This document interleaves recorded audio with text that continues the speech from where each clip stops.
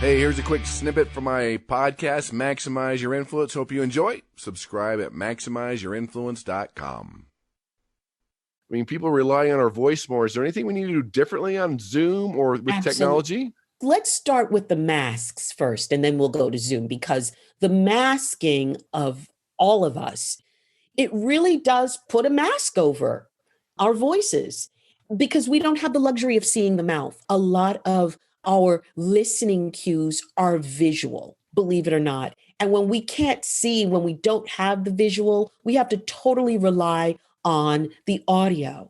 And so it is incumbent upon the speaker to articulate just a little bit more, to use your voice in a very varied musical way, to use inflections and different notes of your voice so that you're not this kind of monotone kind of delivery. Even when you go into the grocery store, I really want people to be conscious. It becomes a conscious thing of using voice to communicate an idea and to put yourself in the room. That's where we come to Zooming and these virtual meetings. You want your essence to be in the room, albeit it's through a computer screen. So you've got to use your voice more effectively, because now I'm seeing you in a box. I'm seeing you on the lower left-hand corner of my screen. I'll pop up in the primary box when I start speaking. But you've got to use your voice in a much more mellifluous, musical way so that people stay engaged.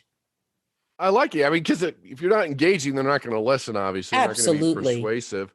But and it's not them. It's your responsibility to keep them engaged. Oh, I love that. I've been telling people, look, if they're not listening, it's your fault. If they're not engaged, right. It's your fault. If they're bored, it's your fault. And that's part of your Yes. voice being engaging. So how do we know what to fix? I mean, we have this voice, we're born with it. People just use it every day.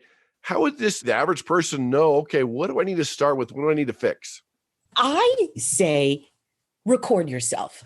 Get a piece of text, read the newspaper, read anything, and record yourself. We have recording devices on our phones. Read yourself or record yourself having a conversation. Just turn the button on your phone, record, and then start listening.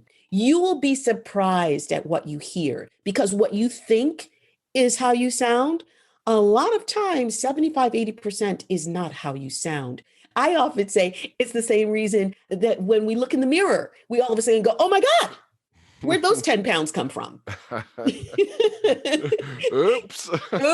Yeah.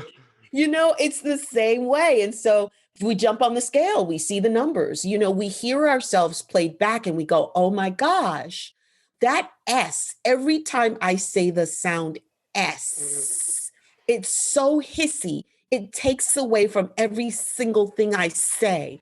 And because when you're in habit, you can't hear it, but when you play it back, you can. And then what you do is you hear it, and then we take charge of it. We take charge to do something about it. Thanks for listening. To listen to the rest of the podcast or subscribe, it's MaximizeYourInfluence.com.